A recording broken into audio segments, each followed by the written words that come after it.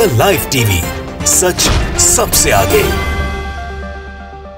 नमस्कार, the live TV आप देख रहे हैं, आपके साथ मैं हूं आदित्य कुमार।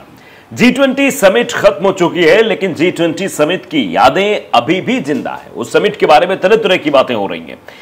अब समिट की मैगजीन को लेकर भी कुछ सवाल खड़े हो गए हैं और कुछ चीजें जो वायरल हो रही हैं।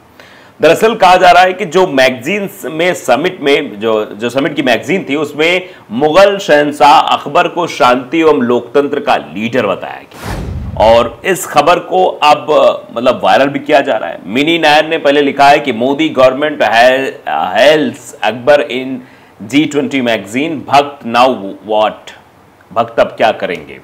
अशरफ ने भी लिखा कि मोदी सरकार ने G20 मैगजीन में मुगल शहंशाह अकबर को शांति एवं लोकतंत्र का लीडर बताया, अब भक्त क्या कहेंगे। दरअसल एक वीडियो साझा की गई है, ये HT यानी हिंदुस्तान टाइम्स की वीडियो है। इस वीडियो में दिखाई दे रहा है प्रधानमंत्री जी बैठे हुए हैं और एक एक लाइन इसमें मतलब वीडियो है, वीडियो के ऊपर लाइन भी चल रही है। लिखा है मोदी गवर्नमेंट हेल्स मुगल रूरल अकबर, यानी मुगल कालीन अकबर के बारे में लिखा गया। Akbar is democratic thinking was way ahead of time, यानी लोकतांत्रिक लीडर था वो।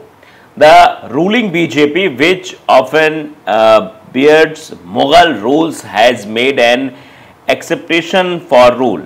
Modi government held the Mughal Empire in a newly released magazine for G20 summit। यानी ये बताया गया है कि ये जो मैगजीन रिलीज हुई है उसमें अकबर की फोटो है।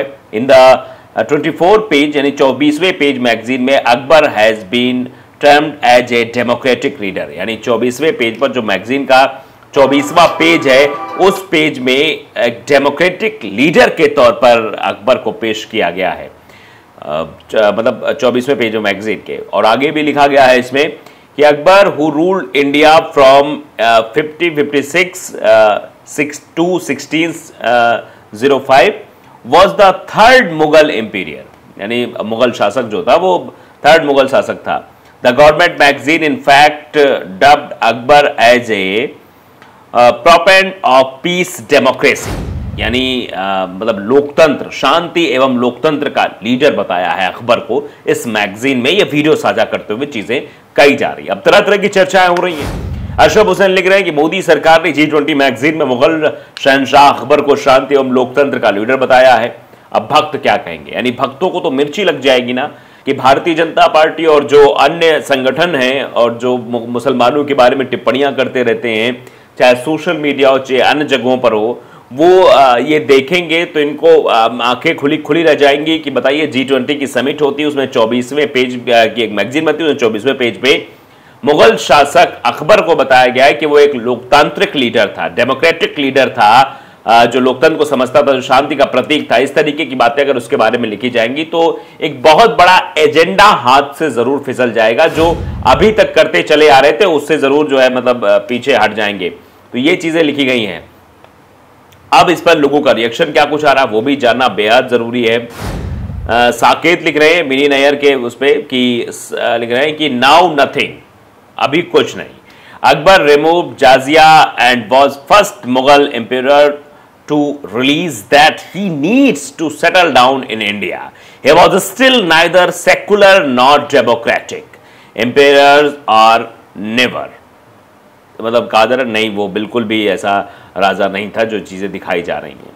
जनता पार्टी की तरफ से ट्वीट किया गया, अरे ये क्या हुआ, RSS बजरंग दल विश्व हिंदू परिषद, अब क्या कहना चाहते हैं आप सब।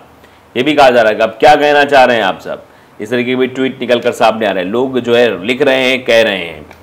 मोगैम्बो नाम के ट्विटर यूजर हैं, वो भी इस पर रिएक्ट करते हुए दिखाई देते हैं कि जब वीसा माता को नहीं छोड़ा, हरदीप पुरी के रोहिंग्या प्यार को भी मतलब वो कर दिया, मोदी गड़बड़ करेंगे तो उनकी भी दुर्गति बनेगा, आउल के पिंदी की नहीं की अलगर बथुआ कुछो बोले जा रहे हैं और चमचे डिफेंड कर रहे हैं। मतलब इस तरीके से भाषा का इस्तेमाल गिराया जा रहा है, मर्यादा तोड़ी जा रही है। इस तरीके से लोग भी ट्वीट करने वाले सामने आए हैं। तो अब ये सवाल पैदा होता है कि आखिरकार अब अंधभक्तों का क्या होगा। ये सवाल जब पूछा गया, खड़ा किया गया, तो कई लोगों को इससे दिक्कत जरूर हुई, कई लोगों को परेशानी भी हो गई कि भैया अब क्या होगा।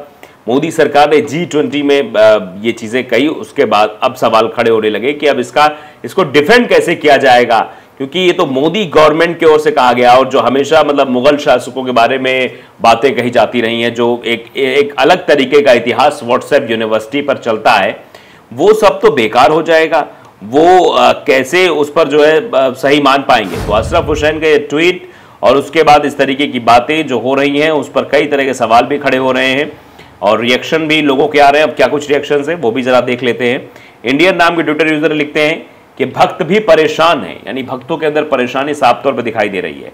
साहब कुछ भी बोलकर आ जाते हैं और सारा रायता इन्हें साफ करना पड़ता है। मतलब साहब कुछ भी बोलकर चले आते हैं और बाद में इन लोगों को सारी मेहनत करनी पड़ती है, सब देखना पड़ता है। अब्दुल्ला शेख लिख रहे हैं भक्तों में सन्नाटा छाया है, मतलब अब भक्त बोल नहीं पा रहे, उनके अंदर सन्नाटा छा गया है, बोले तो बोले क्या। सिंह नाम के ट्विटर यूजर है, वो भी लिख रहे हैं जरा अकबर के बारे में बता दो। 15 वर्ष शाह फारस के दरबार में रहने के बाद हुमायूं वापस हिंदुस्तान आया तो अकबर 11 साल का था, बेगम तो वहीं उमरकोट में थी। ये उलाला की देन था कि या किसी और का। मतलब इस तरीके से भी लोग इतिहास बयां कर रहे हैं। वैसे आज इतिहास किताबों में नहीं बल्कि व्हाट्सएप यूनिवर्सिटी पर भी मिल जाया करता है। पुलक लिखते हैं कि सरकार का क्या, और तो आता जाता रहता है, लेकिन मुगलों की मैं कीड़ा बन के तू क्यों अपनी, मतलब इस तरीके की भाषा है जो मैं बोल भी शायद नहीं सकता हूँ, जो भाषा एक तरीके से इस्तेमाल की जाती सोशल मीडिया पर। आप समझ रहे हैं कि इस पर सोशल मीडिया पर कितनी ज़्यादा गंद फैला दी गई है, कितने ऐसे मानसिक विकृति वाले लोग हैं जो गलत शब्दों का इस्तेमाल करते हैं। जबकि सोशल मीडिया क्या है? सोशल मतलब सामाजिक, एक दूसरे से जुड़ाव, और मीडिया मतलब एक माध्यम, एक मीडियम। तो सोशल मीडिया एक सामाजिक माध्यम है जहां सामाजिकता, जहां वो बातें नहीं बोलनी चाहिए कि मतलब जो समाज के बहर से खारिज हो, जिनको समाज में जिनकी कोई जगह ना हो, लेकिन उन्हीं शब्दों का इस्तेमाल आजकल सोशल मीडिया पर किया जा रहा है, जिससे सोशल मीडिया एक घातक मीडिया भी बन के उभर कर सामने आ रही है। ये गजाधर गौरव लिख रहे हैं कि चलो मोदी पर तो भरोसा है ना तुम्हें। ये भी कहा जा रहा है कि चलो मोदी पर तो भरोसा है ना तुम्हें कि मोदी जी सही कर रहे हैं। मनोज शर्मा लिखते हैं भाऊ अभी आगे आगे देखिए होता है क्या और क्या। ये बात तय समझिए कि मोदी का ये फंडा आपके सिर से ऊपर से गुजर गया, आप समझ नहीं सके। मतलब ये कहा जा रहा है, अशरफ को कहा जा रहा है। अशरफ ने ट्वीट किया कि आपको ये मोदी जी का फंडा समझ में नहीं आएगा, मोदी जी का फंडा आपके सर से ऊपर चला जाएगा। आरव ठाकुर है, सनातनी है, तो इनका ट्वीट भी वैसा ही होगा। बताना जरूरी है क्या, कैसे लोग जो हैं कि भक्त अच्छे से जानते हैं अकबर के पूर्वजों और औलादों ने भारत के आज के मुसलमानों की माँ बहनों के साथ क्या किया था। यानी स्वीकारिता है भक्त होने की, और स्वीकारिता के बाद ये लफ्ज शायद बोले जा रहे हैं कि भक्तों को पता है क्या होगा। दीपक मित्तल लिखते हैं मोदी अगर काबा भी चला जाए तो भी मोदी को वोट जाएगा, वोट विचारधारा को दिया जाता है, आदमी को नहीं। यानी मोदी जी की विचारधारा से लोग ताल्लुकात रखते हैं। फ्लाइंग एरो लिख रहे हैं कि मुगल तो पापा हैं अंधभक्तों के, अगर अब देखना कोई ना कोई अंधभक्त आएगा अपने पापा की तारीफ करने मतलब कोई ना कोई आएगा और तारीफ करके चला जाएगा।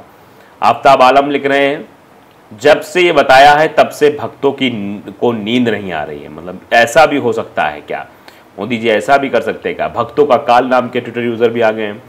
अब बेचारे भक्त क्या करें, जिसके लिए गाली खाते हैं, जहर बोते हैं, दंगा करते हैं, मौका पड़ने पर वही पलट जाता है, बेचारों का किया धरा सब मिट्टी कर देता है।